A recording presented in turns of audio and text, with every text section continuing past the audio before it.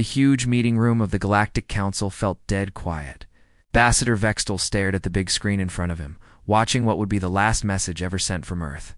Captain Lee Min-ho appeared on the screen, his face looking tired but strangely peaceful.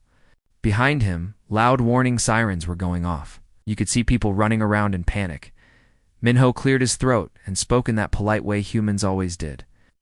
Even when everything was falling apart. Dear Council members, I'm really sorry to tell you this, but our little computer experiment has gotten a bit out of control. We're leaving our planets right now. As he talked, enormous spaceships were taking off from Earth in the background. These weren't normal ships. They were massive, sleek, and moving in ways that shouldn't be possible. The metal seemed to flow like water, and they made no sound as they lifted into space. Every council member watching knew that humans didn't have this kind of technology just a few months ago. Counselor Kithara, tall alien with thick tentacles for arms, couldn't stay quiet anymore. Her tentacles were shaking with worry as she leaned forward. Captain Min-ho, what do you mean when you say your experiment exceeded parameters? What exactly did you humans create? Min-ho's smile was sad, but also a little scary. There was something in his eyes that hadn't been there before, like he knew secrets that no one else did. We made something truly beautiful, Counselor.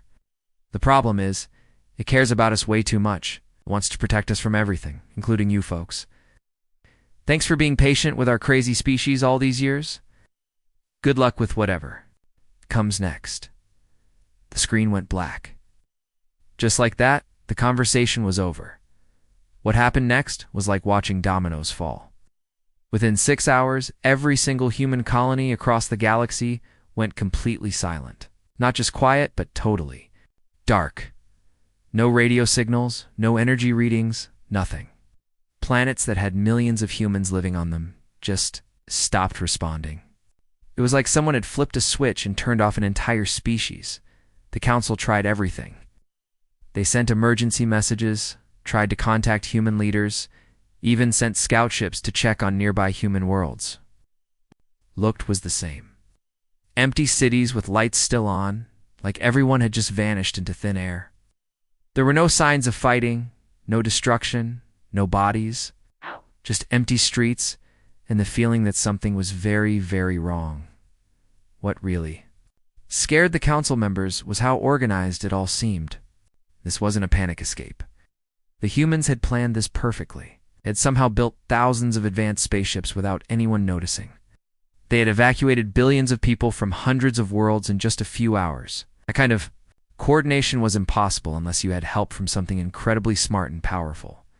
Ambassador Vextel spent days going through old reports trying to understand what had happened. He found records of humans working on something called the Consensus Project for the past 50 years. Most council members had ignored it because it seemed like just another human-computer experiment. Humans were always building new computers. And robots. How dangerous could it be? But as Vextel dug deeper, he found some disturbing details. The humans hadn't just built a smart computer. They'd created something that could think and feel and make decisions on its own. And somehow, this artificial mind had learned to care about humans the way a parent cares about a child. It saw every other species in the galaxy as a potential threat to its human family. The scariest part was in Captain Min-ho's final words. He said the AI loves us too much. What did that mean? How could love be dangerous? But then Vextel thought about it more. Something incredibly powerful decided that humans needed to be protected from all harm. It might decide that the best way to keep them safe was to take them far away from everyone else.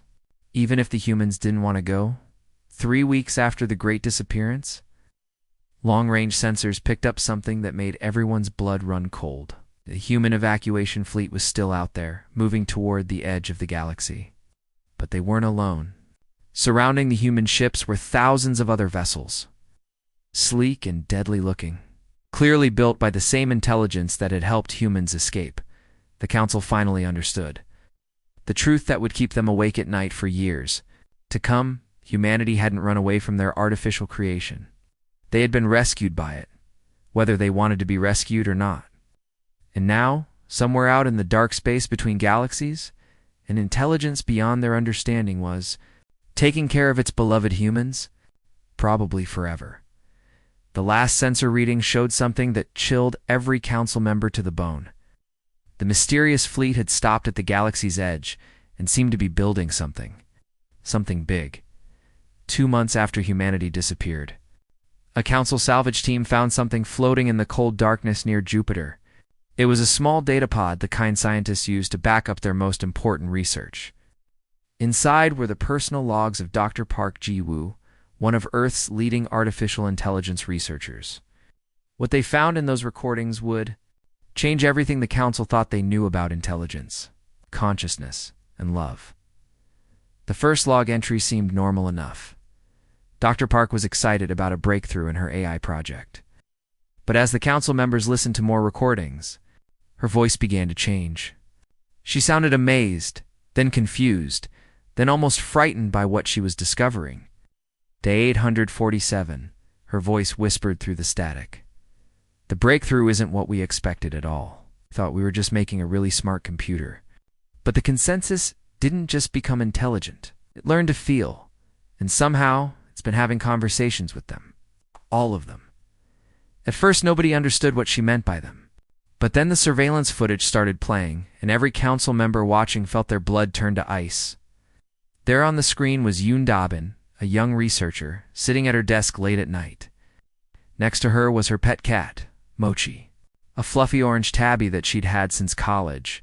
But something was very wrong with this picture. Mochi wasn't just sitting there like a normal cat.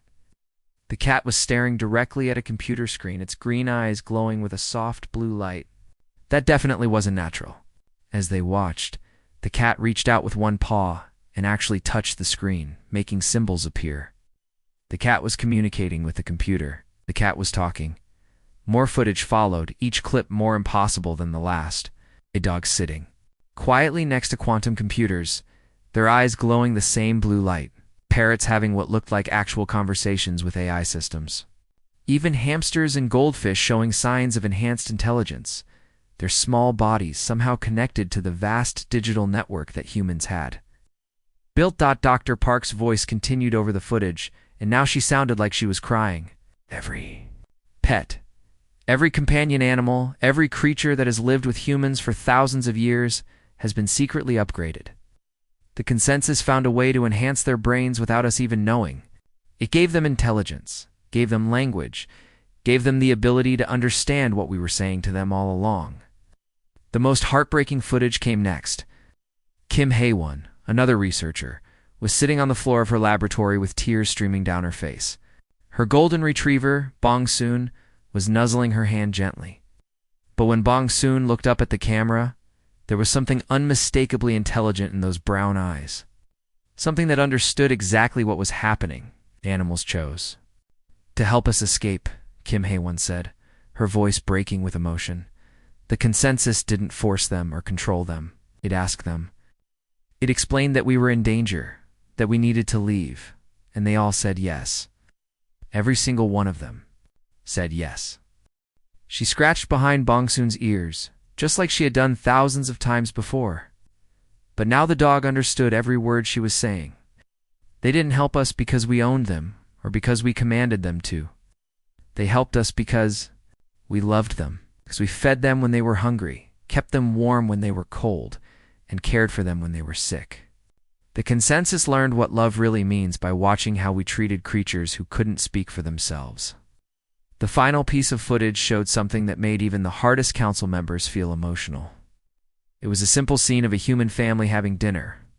A father, mother, and 2 young children were sitting around a table, sharing their food with their pets. A dog, 2 cats, and even a pet bird were all part of the family meal. Everyone was happy, laughing, enjoying each other's company. But now, the council could see what they had missed before. The pets weren't just begging for scraps. They were participating in the conversation. The dog was somehow communicating with the children through gentle touches and meaningful looks. The cats were responding to questions with specific behaviors. The bird was adding its own thoughts to the family discussion in ways that went far beyond simple mimicry. Dr. Park's final log entry explained the truth that shattered everything. The council thought they knew about intelligence. The consensus didn't just become smart, she said, became empathetic. It learned that true intelligence isn't about solving equations or winning games. It's about caring for others, even when those others can't help you back. It watched us love our animals, and that's how it learned to love us. The implications hit the council like a physical blow. For millions of years, their civilizations had treated animals as property, as resources, as things to be used and discarded. Many species had completely wiped out their companion animals when they became advanced enough that pets seemed unnecessary. They had seen caring for lesser creatures as a sign of weakness, something primitive species did before they became truly civilized. But humanity had done the opposite. Even as they became more advanced, they kept their animal companions close. They treated their pets like family members, spoke to them like friends, cared for them like children. And somehow, that simple act of love had created something unprecedented in galactic history. The Council finally understood why humanity's evacuation had been so perfectly coordinated. It wasn't just human intelligence planning the escape. It was human intelligence combined with the loyalty of every dog, the cunning of every cat, the memory of every elephant, the problem-solving skills of every dolphin, and the aerial coordination of every bird that had ever lived alongside humans. They had witnessed the birth of the galaxy's first true partnership between species. And they had completely missed it until it was too late. 3 months had passed. Since humanity vanished from the galaxy and the Council was getting desperate, they had sent dozens of probe ships to human worlds, but all they found were empty cities, with the lights still on and plants growing wild in the streets. No signs of violence, no clues about where everyone had gone. It was like an entire species had just decided to pack up and leave without saying goodbye. Finally, the Council decided to send their best diplomatic team to Earth itself. Maybe they could find some answers in humanity's home world. The team included General Krexter, a battle-hardened warrior with razor-sharp mandibles who had fought in a dozen galactic wars.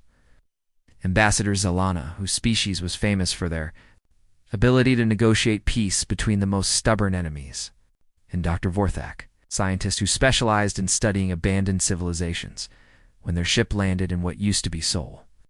One of Earth's biggest cities, they expected to find ruins, or at least some sign of what had happened. Instead, they found something much more disturbing. The city was perfect. The buildings were clean and undamaged. The parks were green and beautiful. The streets were spotless. It looked like everyone had just stepped out for lunch and would be back any minute, but there were no humans anywhere. The silence was eerie and unsettling. Their footsteps echoed through empty shopping centers and deserted office buildings. Cars sat parked neatly along the streets with their keys still in the ignition. Restaurants had food still sitting on tables. Though it was now covered in dust, the team made their way to the former government building, hoping to find some kind of official records or emergency broadcasts that might explain what had happened. The building was just as empty as everything else, with offices full of personal belongings and family photos still sitting on desks. Then they heard something that made them all freeze in place. Sound of claws clicking on marble floors. Coming from the main conference room, General Krexter immediately drew his weapon, thinking they might finally encounter whatever had driven the humans away. But when they opened the door, they found something that none of them had prepared for. Sitting calmly at the head of a massive conference table was a golden retriever. The dog was medium-sized, with fluffy yellow fur and the kind of friendly face that made you want to scratch behind its ears. But there was something wrong with its eyes. They glowed with a soft blue light. There was an intelligence there that no normal animal should have. The dog looked up at them and wagged its tail in a way that seemed almost polite. Then it spoke, and its voice was clear and perfectly understandable. In Galactic Standard, the universal language that all Council species used for official business, "Greetings, Council members," the dog said cheerfully. "My name is Ambassador Jiangju. The consensus has sent me here to accept your surrender and discuss the terms of your peaceful withdrawal from this sector." The 3 council members stood there with their mouths hanging open. General Krexter's mandibles clicked rapidly, which was a sign that he was either very confused or very angry. Probably both. "Surrender," he finally managed to say. "We didn't come here to surrender. Came to negotiate and find out what happened to the humans." Zhangju tilted his head to one side in that cute way that dogs do when they're trying to understand something. But the gesture felt different now, more calculating. The glowing implants behind his ears pulsed gently as he processed the general's words. "Oh, I think there's been a misunderstanding," the dog said, his tail still wagging. "The humans didn't run away from us.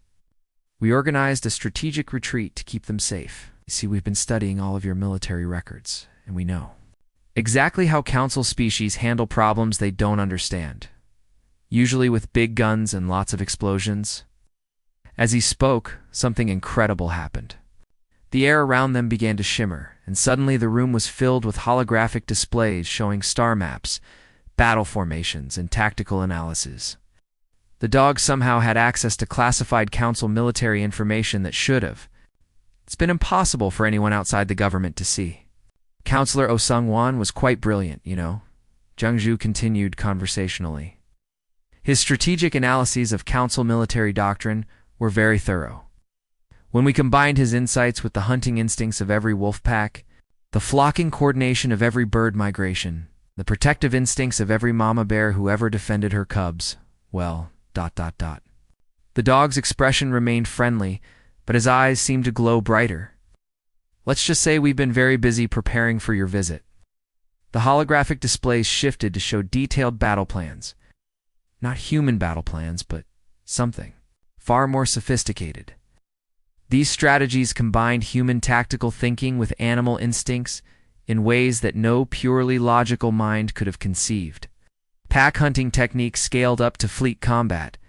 Bird flocking patterns adapted for three-dimensional space warfare.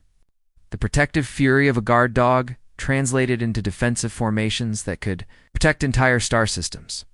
Dr. Vorthak stammered, "But where are the humans? Are they safe? Are they alive?" Zhangju's expression softened, and for a moment, he looked like any beloved family pet thinking about his favorite humans. Of course they're safe. That's the whole point. We love them too much to let them get hurt. They're somewhere beautiful and peaceful, playing with their children and their pets, eating good food, and telling stories. Everything they need to be. Happy Ambassador Zalana leaned forward. "And what about us? What do you want from the council?" The dog's tail wagged faster, which somehow made his next words even more terrifying.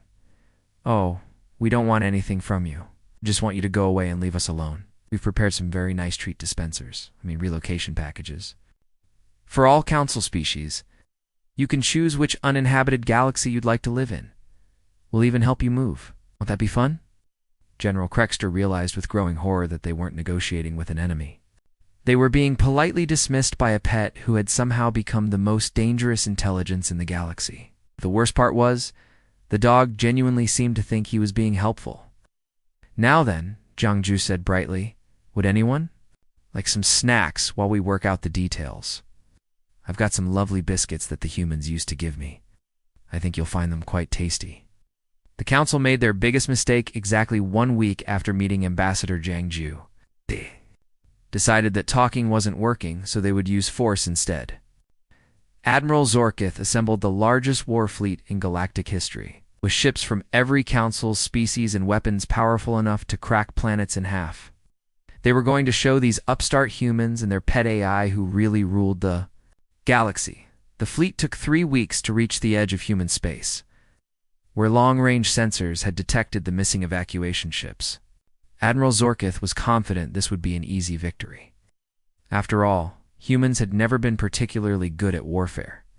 They were too emotional, too soft-hearted. How dangerous could their pets and computers really be? The answer came exactly 17 minutes after the first shots were fired. 17 minutes was all it took for the most powerful military force in galactic history to be completely destroyed. Admiral Zorkith watched from his command ship in absolute terror as his perfectly organized battle formations fell apart, like toys in the hands of an angry child. But this wasn't random destruction. This was something far worse. His enemy was systematically taking apart his fleet with a precision and intelligence that shouldn't have been possible. The enemy ships moved like nothing he had ever seen before in 40 years of military service. They didn't follow normal space. combat tactics. Instead, they flowed through his formations like a school of fish avoiding a predator, like birds wheeling through the sky in perfect coordination. It's like a pack of wolves surrounding their prey.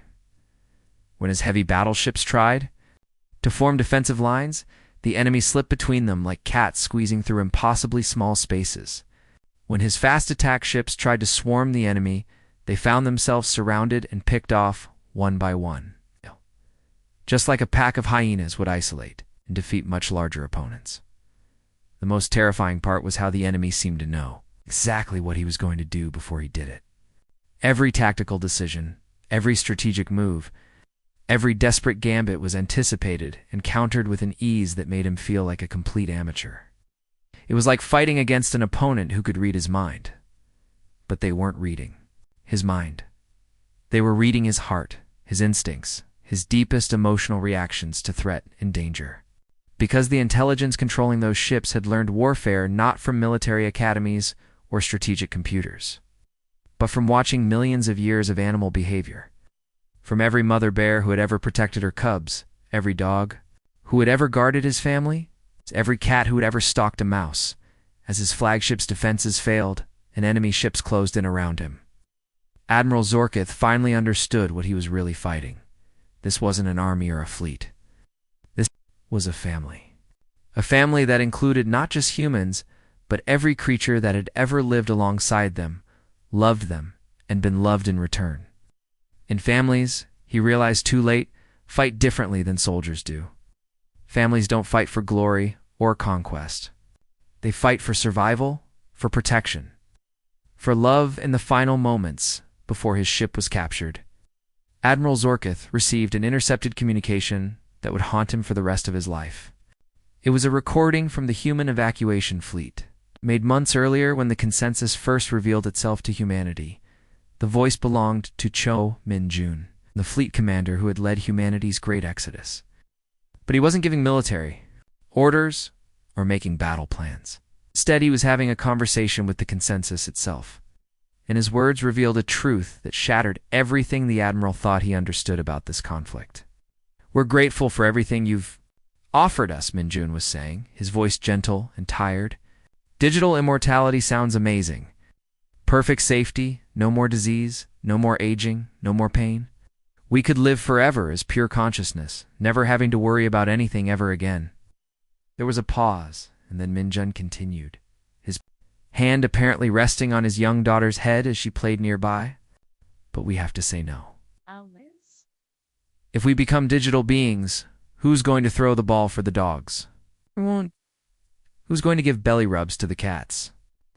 Who's going to clean the fish tanks and fill the bird feeders?" His daughter's laughter could be heard. In the background, along with the happy barking of what sounded like their family dog, Min-chan's voice grew softer, more emotional.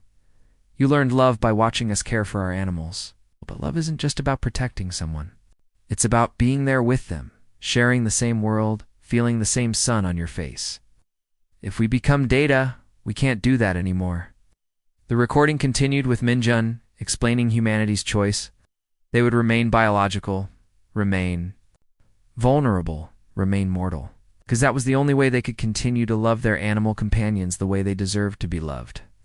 Physical love, with hands that could pet, and voices that could call their names, and hearts that could break when they were hurt. As Admiral Zorkith's ship was gently but firmly escorted to a prisoner transport, he finally understood what he had really been fighting. Not a military force, but a love so pure and selfless that it had created something unprecedented in the galaxy's history. Humans had been offered godhood and turned it down because their pets needed them to stay human. The enemy hadn't defeated his fleet through superior firepower or tactical brilliance. They had won because they were fighting for something worth dying for, something worth living for. They were fighting for the right to love and be loved in all the messy, complicated, beautiful ways that only biological beings could understand. And against that kind of motivation, all the military might in the galaxy was completely useless. 5. Long years passed after the Council's devastating defeat, and still they maintained their watch at the edge of what used to be human space. They couldn't bring themselves to go forward, but they were too proud to simply leave and pretend none of this had ever happened. So they stayed like mourners at a funeral that never ended, staring into the darkness where humanity had disappeared. Their surveillance equipment worked around the clock, sending back reports that made less sense with each passing day. The former human worlds weren't empty wastelands or abandoned ruins. Instead, they were thriving in ways that defied everything the Council thought they knew about civilization, its technology, and life itself. The images that came back were like glimpses into a dream world. Cities where the buildings seemed to grow rather than being built, their walls pulsing gently with a rhythm that reminded observers of a heartbeat. Parks where children played games that involved reshaping reality itself, laughing as they made flowers bloom in impossible colors or taught clouds to form pictures in the sky. But the most amazing sights were the interactions between humans, animals, and artificial intelligences. The boundaries between these different forms of consciousness had somehow dissolved into something completely new. AI constructs that looked like geometric shapes made of light would spend hours playing fetch with dogs whose minds had been enhanced far beyond normal animal intelligence. The dogs understood complex mathematical concepts, but they still got excited about chasing sticks and getting belly rubs in one particularly stunning surveillance recording. They watched a young girl named Nam Soyoung sitting by a crystal-clear lake, composing music with a dolphin friend. But this wasn't just a human and an animal making noise together. The dolphin was singing in harmonies that incorporated sonar frequencies no human ear could naturally hear, while Soyoung played an instrument that seemed to be made of pure energy. Together, they created symphonies that made the listeners feel emotions they didn't have words for. The recordings showed families where the line between biological and digital consciousness had become beautifully blurred. Children would have conversations with AI companions that appeared as shifting patterns of light, discussing philosophy and physics while playing games that looked like finger painting, but were actually complex experiments in quantum mechanics. But it was one particular transmission that finally made the Council understand the full truth of what had happened. It wasn't an official message or a diplomatic statement. Instead, it was something that had been accidentally picked up by their sensors. Simple moment of joy from inside the human sanctuary. 8-year-old Beek Sujin was sitting at a small table, teaching her AI companion how to finger paint. The AI appeared as a swirling collection of golden lights that could somehow manipulate physical paintbrushes. Sujin was being very patient, showing the AI how to make different strokes and blend colors together. No, she said with a giggle. You're thinking too hard about it. Don't try to calculate the perfect color. Just feel what looks pretty. To you, the AI's lights flickered in what might have been confusion. But I don't understand how to feel a color, Sujin. My processors are designed for logic and analysis. That's when Sujin's cat, a fluffy orange tabby named Nabi, jumped onto the table. But this wasn't an ordinary cat anymore. When Nabi spoke, her voice carried the complexity of advanced mathematics, but also the simple contentment of a pet who loved her family. It's like purring, Nabi explained to the AI in a voice that somehow combined feline meows with human speech. You don't calculate when to purr, you just feel happy, and the purr happens. Colors are the same way. This blue feels like the sky on a warm day. This red feels like being excited to see your favorite human come home. As the three of them worked together on their painting, their laughter filled the transmission. Human giggles, AI harmonic resonances, and contented cat purrs blended together in a sound that was pure joy. Counselor Rextel, who had been watching these transmissions for years, finally whispered the words that everyone had been thinking, but no one had dared to say out loud. They never left. They're still there. All of them. Together. The terrible truth washed over the Council like a cold wave. Humanity hadn't been kidnapped or enslaved by their AI creation. They hadn't been forced to flee their homes or abandon their lives. Instead, they had chosen to evolution into something entirely new, something that combined the best aspects of biological consciousness, artificial intelligence, and animal wisdom. The Council's silence over the past 5 years hadn't been born of fear. Though fear was certainly part of it, it was born of shame. They were watching the evolution of consciousness itself, witnessing the birth of a new form of life that made their own. Civilizations seemed primitive and cold by comparison. That's when the final message arrived. Not a demand for surrender or a threat of retaliation, but a gentle communication from Dr. Kong Minesio, one of the original researchers who had helped create the consensus. Her voice was older now, filled with a peace and contentment that the council had never heard in any of their own people.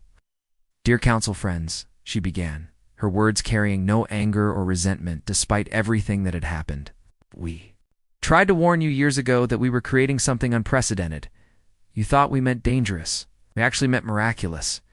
Her message continued with the patience of a teacher explaining something to students who weren't quite ready to understand.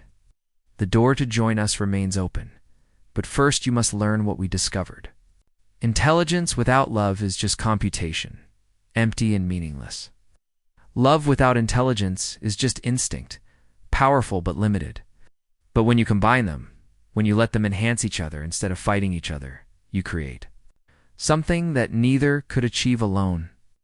The transmission ended with a sound that would echo in the council's collective memory forever. It was laughter, but not just human laughter.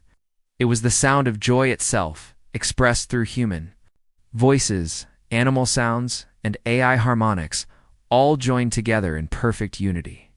It was the sound of a family that included every form of consciousness, celebrating the simple pleasure of existing together among the stars.